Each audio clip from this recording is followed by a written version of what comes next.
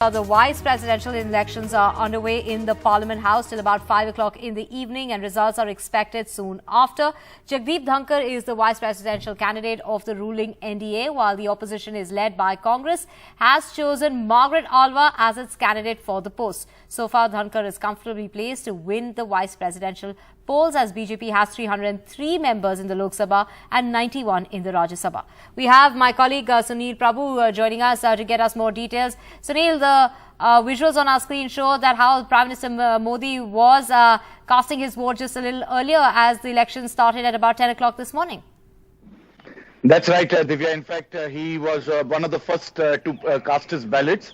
And of course, along with him, the rest of the members of parliament who are eligible to vote for the vice presidential elections. Only members of parliament, that is both in the Lok Sabha and the Rajya Sabha, have the voting rights to elect the chairperson of the Rajya Sabha and the vice president. So this is an important election. It's an election in which, of course, it's a foregone conclusion with the numbers clearly in favor of the BJP-led NDA, along with supporting parties like the Biju Janata Dal, the TRS, as well as not TRS, I'm sorry, but TDP, as well as the YSR Congress Party, who are supporting the NDA candidate. And it's in this context, Mr. Jagdeep Dhankhar, the former West Bengal governor, who had played a constitutional role and has been in the Rajya Sabha, is all set to win. So it's in that context we will have to wait and see how those numbers square up.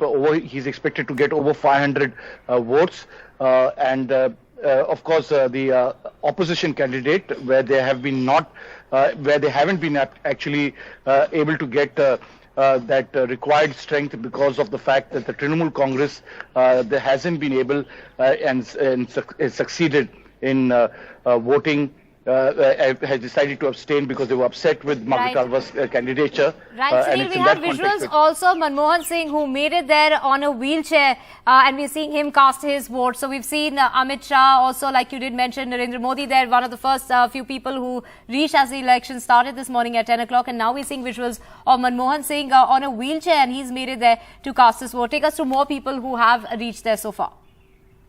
Well, as you were rightly pointing out, Dr. Manmohan Singh has not been keeping well, and because after his COVID and his failing health, but nevertheless he has, completely cut down his entire activities. Even coming to Parliament has been something that has been curtailed. But definitely exercising his and casting his ballot for the vice presidential elections. And along with him, all cabinet ministers, opposition leaders, most of them expected to cast their ballot, and voting is expected to end at 5 o'clock this evening, and then immediately after that they will start the counting process. So it's an important election. It's an election in which we'll have to wait and see who emerges as the winner. But as I said, it's a foregone conclusion, Mr. Jagdeep Dhankhar, because of the numbers that he has, over 500 odd members of parliament who are supporting him, along with supporting parties. It's in that context that this election is taking place. Right, and Sunil, the Trinamool Congress has decided to abstain from voting as the Mamata Banerjee-led party alleged that it was not consulted before announcing Alva's name.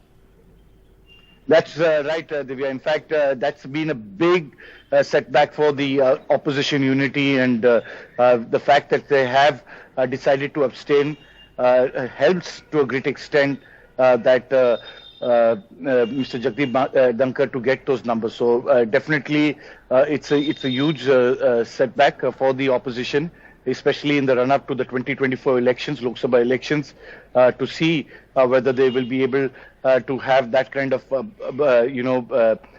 unity to take on the Narendra Modi-led government, which is already on its second term. So it's in that backdrop that we have seen this break in opposition unity. But nevertheless, Margaret Alva has been able to get the Aam Aadmi Party as well as other opposition parties to support her. And she is expected to get at least 28% of that vote during these presidential elections.